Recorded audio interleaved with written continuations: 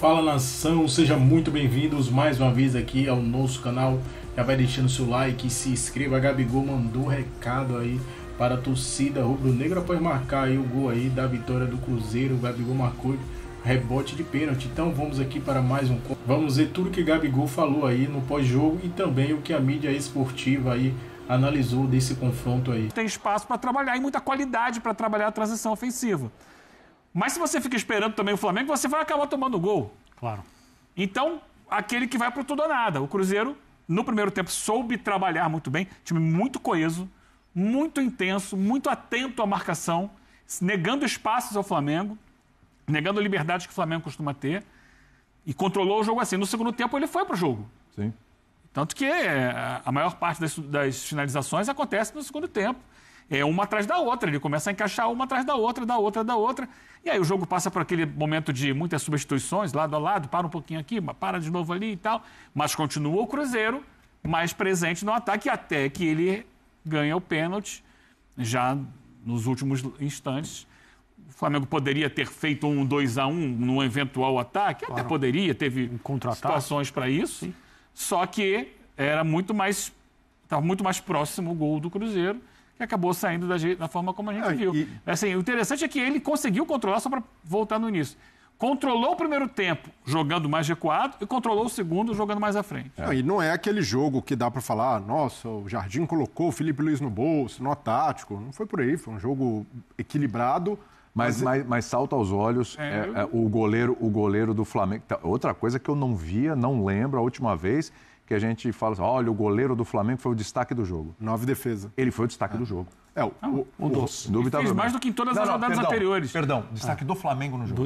Agora, só para pontuar, do Flamengo no jogo. Eu não gosto desse termo de nó tático, não, mas o Leonardo Jardim claramente superou o Felipe Luiz. Claro, eu acho que na disputa de ideias de jogo, como foram implementadas, está muito claro que as do Leonardo Jardim prevaleceram. E como ele coloca, não assim, é um banho. São os jogadores os responsáveis, porque os jogadores é que executam. Exato. Mas a forma como ele pensou e projetou o jogo funcionou muito. Mas além da estratégia, eu achei o Leonardo Jardim mais feliz que o Felipe Luiz nas mexidas, nas substituições. Ele coloca o Bolassi em campo, ele coloca o Eduardo, e aí a jogada é o Bolassi cruzando para o Eduardo, que sofre o pênalti, e o Gabigol, queira ou não, e ele falou...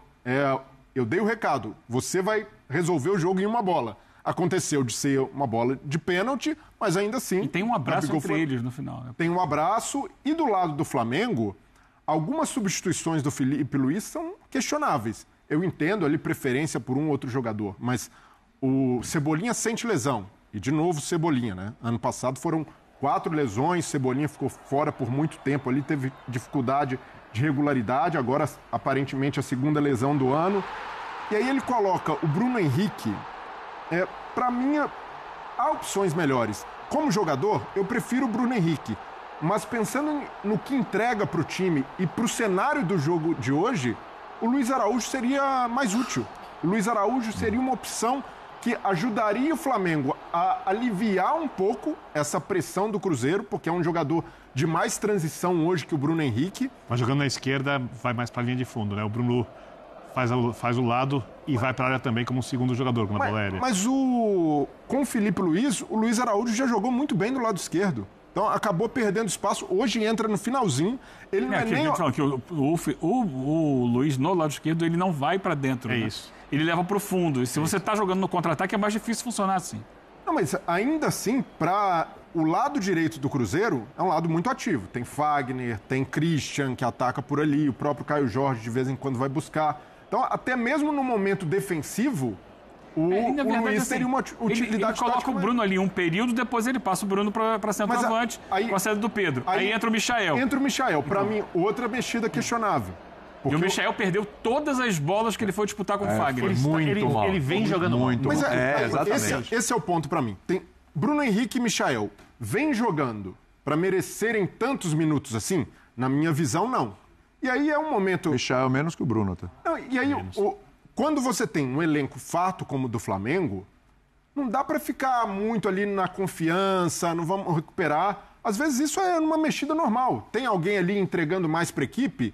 O Felipe Luiz tem de fazer essa escolha. É difícil, mas o Léo Pereira, por exemplo. O Léo Pereira é um bom zagueiro, tem serviços prestados, mas já tinha cometido aquele pênalti contra o Central Córdoba. Hoje, além do pênalti, para mim ele vai mal no lance do Caio Jorge. O Caio Jorge corta para a esquerda e o Caio Jorge dificilmente bate de canhota.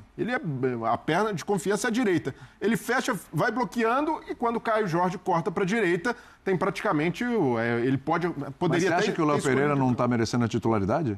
O Danilo, para mim, é um jogador que, até pelo tamanho, Felipe Luiz pode começar a dar um pouco mais de sequência com o Léo Ortiz. Desculpa, no momento que ele pensa no Flamengo, protagonista com bola no campo de frente, o que vai exigir uma saída de jogo bem qualificada e, de repente, uma recomposição mais rápida, eu acho que o Léo está mais apto. Eu entendo que o Danilo tem algumas vantagens também. Mas que o Léo tem tido dificuldade na recomposição também, Birne. Eu entendo que... Estou falando de velocidade, não estou falando de acerto, tá? Mas o treinador está idealizando alguma coisa que ele acha que vai funcionar do melhor jeito possível. Ele deve estar vendo os raríssimos treinos para tomar essa decisão. E claro, eu entendo, porque são jogadores de confiança, são jogadores vitoriosos no Flamengo, mas em algum momento da temporada... principalmente nessas oscilações de desempenho, que não é... Nossa, porque o Léo Pereira falhou no jogo de hoje. Além de falhas, a defesa com Danilo e Léo Ortiz vai muito bem também. Então, o Felipe Luiz, nessas bolas divididas, ele vai ter de pensar mais no time, eventualmente, do que na relação que ele tem com o atleta. Você fala muito disso, né? Que o técnico, às vezes, precisa mandar mensagens para o grupo. Sim. Mas com o elenco do Flamengo... Com essa concorrência alta, se tem jogador pedindo passagem ou que entrega melhor para a equipe, tem de mexer. É que também a gente está conhecendo, e acho que ele está se descobrindo, o Felipe Luiz, como treinador. Porque tem treinadores que mexem no time rapidamente, na primeiro sinal de que alguma coisa não está funcionando como ele imagina. E tem treinadores que, pela maneira como pensam em construir o grupo e construir a temporada, seguram os jogadores mais tempo do que... Teoricamente, o jogo diz que precisariam porque estão construindo alguma coisa olhando para frente. E aí é só quem está lá dentro pode entender. O Felipe, para nós, é uma novidade como técnico e me parece que ele respeita muito os jogadores que cumprem as determinações dele, trabalham duro e entende que alguns momentos ruins dos jogadores não devem pesar tanto assim nas trocas. É a primeira impressão que ele me passa como técnico nesse curto período. Ele errou nas alterações hoje em algum momento? Alguma alteração vocês olham e falam, aqui dava para ter feito melhor mesmo? Eu acho sempre difícil, não impossível, mas difícil comentar a alteração, porque a gente está fazendo um comentário a respeito do efeito da alteração. Isso. E não da alteração em si. A gente não tem as informações necessárias para julgar a alteração em si. E acho que nenhum treinador faz uma substituição sabendo que ela tem menos chance de dar certo do que de dar errado. Até por isso eu estranhei, né, André? É isso. Poucas perguntas na coletiva, claro, porque seria assunto para ele. Agora, o efeito é uma coisa do futebol, né? Às vezes, treinadores colocam 2 jogadores em campo, perdendo por 1-0. O jogo termina 2-1 com 2 gols marcados pelos 2 jogadores que entraram. Sim. Trata-se de um gênio? Não, é uma circunstância, é uma felicidade tremenda, né? Ninguém pode planejar esse tipo de coisa. Certo. O jogo mostra e o resultado não acontece. O resultado não acontece, porque as coisas também não estão interligadas. O que eu acho que pode ter aborrecido o Felipe, e aí eu não estou fazendo nenhuma correlação com o fato da entrevista ter sido curta, ele ter respondido poucas perguntas. Deu para ver aí, o que parece é que não tinha tanta gente na coletiva. O que é estranho é não ter tanta gente num pós-jogo do Flamengo. Isso não é o normal, né? E a gente normalmente vê o Felipe explicando vitórias, empates, derrotas por um tempo muito maior. Não foi o que aconteceu hoje. Alguma coisa se deu ali diferente do que é habitual. Mas o que eu acho que pode ter aborrecido o Felipe é o Flamengo se colocou numa posição difícil no jogo, embora tenha empatado depois, porque tomou um bote numa saída de jogo que virou um gol. E o Felipe coloca o time dele em campo, na maioria das vezes, contra a maioria dos adversários, independentemente da circunstância, para ser protagonista com a bola, para atrair adversário. Então, um time que marca o Flamengo alto está correndo um risco muito grande, porque isso é o que o Flamengo quer. O Flamengo não se importa com esse tipo de abordagem defensiva, porque isso significa que o campo é muito grande e haverá espaço para, então, uma vez ultrapassadas as primeiras linhas, o Flamengo jogar com elaboração, jogar com transição e velocidade. O Flamengo tem jogadores para fazer tudo isso. Então, quando o Flamengo não é marcado da maneira como foi hoje, o Flamengo atrai equipes para perto da sua área. Isso mostra confiança na saída da bola. E hoje a saída da bola não só foi ruim, e ela pode ser ruim e não dar em nada, como ela gerou um gol e poderia ter gerado outros. Sim. É verdade, o De Arrascaeta empatou com um belo gol, o Flamengo poderia ter feito outro, ou outros não fez, mas esse tipo de falha, embora seja algo do futebol, né? O último clássico Barcelona e Real Madrid na final da Copa do Rei, o Luka Modric, que eu acho que é um cara que jamais errou um passe, deu uma assistência para o gol do Barcelona. Sim. A falha é dele ou o jogador que deveria ter se posicionado de uma forma melhor para receber a bola? É um passe errado, não importa, né? Acontece. Ano passado, na semifinal da Champions League, o Neuer largou uma bola.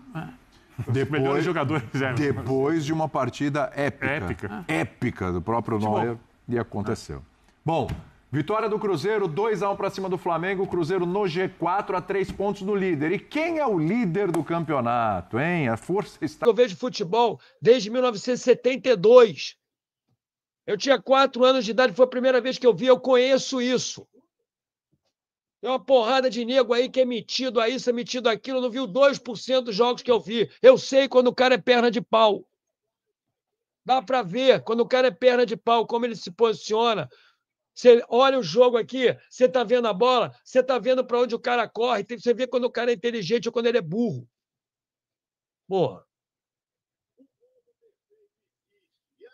Agora tem que contratar, meu irmão. Tem que contratar. Tem que contratar, porque se não contratar, meu irmão, fudeu. Vou ver televisão, uma porra nenhuma. Tem que contratar, meu chapa. Não dá. O Felipe Luiz vai fazer ali as substituições, acontece isso aí que vocês estão vendo. Infelizmente. Tem que contratar, cara. Não dá, não. Tem que abrir o bolso aí e contratar. Chega de scout. Scout porra nenhuma. Pô, scout é minha rola. Scout. Coisa não seja uma coisa normal. É. Obviamente que é uma coisa normal. Claro, perdeu ali e tal. Agora, desse jeito aí, porra, 50 minutos, o cara dá um bico desse no cara. Pô, ele achou que ele tava bicando quem, cara? Pega a jogada aí. A bola não tá nem ali, cara. Nem ali a bola tá. Pô, a bola tá fora dali. O cara, pô, que porra é essa? Ele não sabe que se der um bico na perna do outro cara não tem que ser? Pô, pênalti, meu irmão. Pênalti em conteste. Pênalti em conteste. E ainda por cima perdeu com o gol do Gabigol. Tá aí, cara. Beleza. Olha que maravilha. Pô, o Rossi ainda pega, que foi o melhor em campo hoje, né, cara? Entre nós aqui. O Rossi ganhou o Motorrádio hoje.